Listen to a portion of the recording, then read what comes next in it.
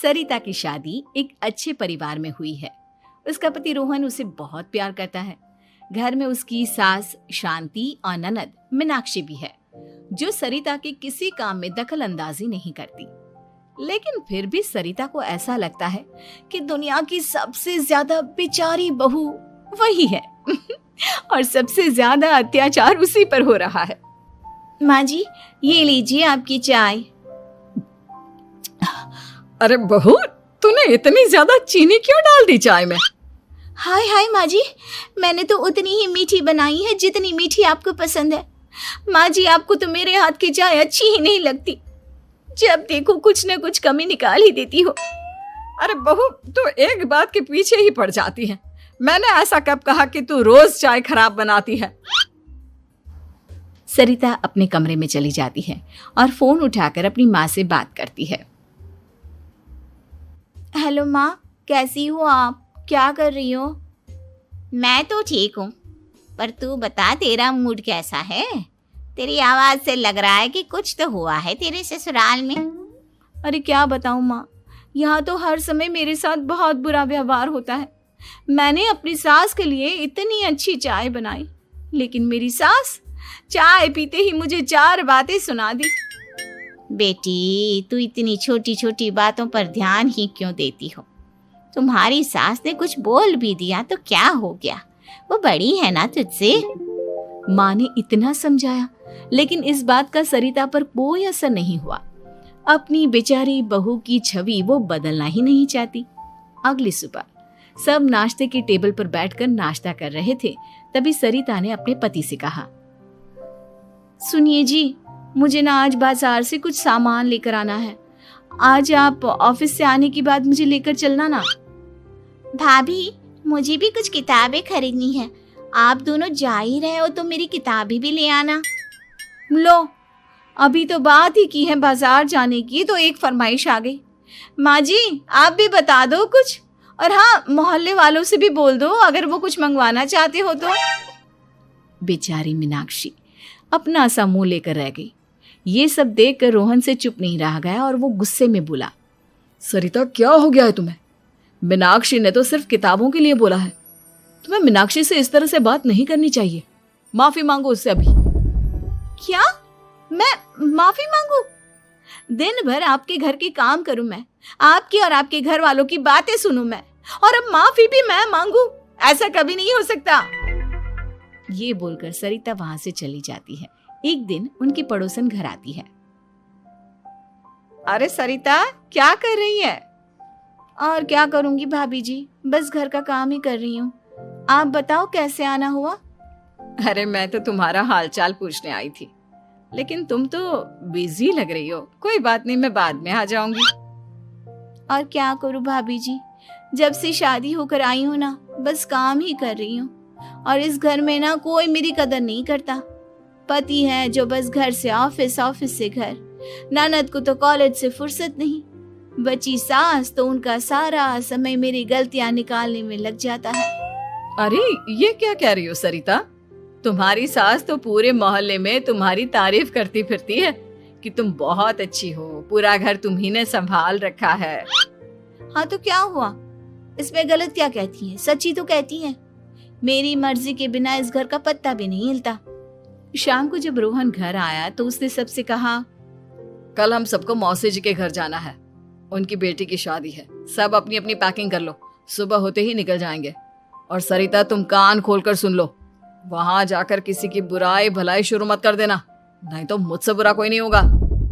हाय हाय जी, आप तो ऐसे कह रहे हो जैसे मैं सुबह शाम सबकी बुराई करती फिरती हूँ।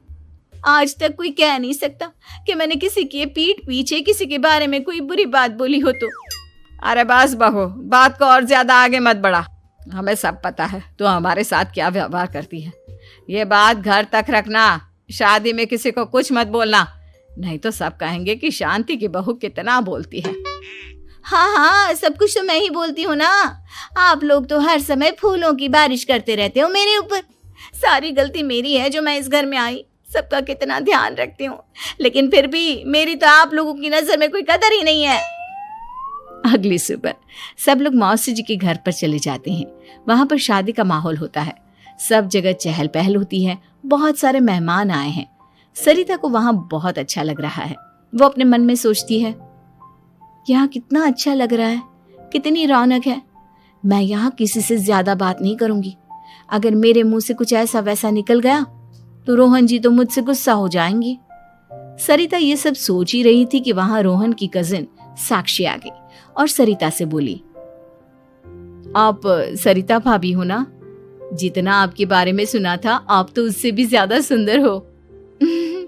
हाँ वो तो है, मेरी सुंदरता की तारीफ सब करते हैं। मेरे मायके में तो सब यही बोलते हैं कि रोहन जी की किस्मत बहुत अच्छी है जिन्हें मैं मिली। लेकिन आप कौन है? मैंने आपको पहचाना नहीं। मैं रोहन भैया की कजिन हूँ। आपकी शादी पर नहीं आ पाई थी ना, इसलिए आप मुझसे मिली नहीं कभी। शांति मौसी और मीनाक्षी आपकी बहुत तारीफ करते हैं। क्या कहा तुमने? मेरी तारीफ? कभी नहीं। मेरे ससुराल वाले कभी मेरी तारीफ कर ही नहीं सकते। मैं इतनी अच्छी हूँ, मेहनती हूँ, लेकिन उन्हें तो मेरी कदर ही नहीं। सारा दिन घर का काम करती हूँ, फिर भी मेरी सास ना मुझे सुनाती रहती है, और पति भी मेरी सास की साइड लेते हैं। ना कभी बाहर ले जाते हैं, ना कहीं घुमाने। अगर घुमाने के लिए कभी बोल भी देना तो उनकी बहन बीच में आ जाती है। मैं कैसे रह रही हूँ उस घर में, ये मैं ही जानती हूँ। सरिता की ये बातें सुनकर साक्षी को बड़ी हैरानी हुई। अब वो हर किसी के सामने अपनी बढ़ाई और ससुराल वालों की बुराई करने लगी। रोहन और शांति को सरिता पर बहुत गुस्सा आया, लेकिन वो चुप रहे। अगले दिन जब वो अपने घर पर आए, सरिता, तुमने क्यों सबके सामने मेरी इज्जत का तमाशा बनाया? तुमसे बोला था ना कि चुप रहना। अजी ऐसा भी क्या कह दिया मैंने जो इतना भड़क रहे हो? तुम जहां जाती हो अपना रोना शुरू कर देती हो। कभी किसी दूसरे की बात ही नहीं सुनती, बस अपनी कहती रहती हो। तुमने सबके सामने हमारा तमाशा बनाकर रख दिया है। हे भगवान, मुझे अपने पास बुला ले। जिस घर में मेरी कदर ही नहीं, उस घर में मेरा क्या काम? अरे क्या करूंगी मैं यहाँ रहकर? जो भी आता है मुझे सुनाकर चला जाता है। मैं तो किसी से कुछ नहीं कहती। सीधी सादी बहू मिल गई है ना सबको, तो जो जी में आए वो करो। सरिता ने अपने आगे किसी को कुछ बोलने ही नहीं दिया, और उस दिन भी उसने सबके सामने खुद को बेचारी बना ही दिया। अगले दिन मीनाक्षी कॉलेज के लिए लेट हो रही थी, इसलिए वो हर काम जल्दी जल्दी कर रही थी।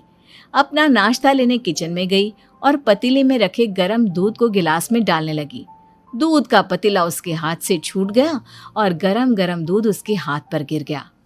ओए माँ, हाय मेरा हाथ, माँ मेरा हाथ जल गया। मीनाक्षी की आवाज सुनकर सरिता दौड़ती हुई आई। ये क्या किया तुमने? तुम्हें नाश्ता चाहिए था तो मुझसे बोल देती, मैं क्या मना करती थी? अब पता नहीं कितने दिन की मुसीबत पाल ली तुमने। सरिता मीनाक्षी को उसके कमरे में ले गई और उसका बहुत ख्याल रखा।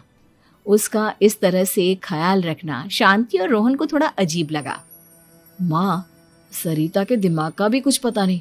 कल शादी में सबको इतना कुछ बोल कर आई है हमारे बारे में, और अब मीनाक्षी की कितनी अच्छी देखभाल कर रही है। ये ऐसा क्यों करती है? बेटा, तेरी बीवी की ना आदत हो गई है सबके सामने खुद को बेचारी दिखाने की, और आदत इतनी जल्दी नहीं बदलती।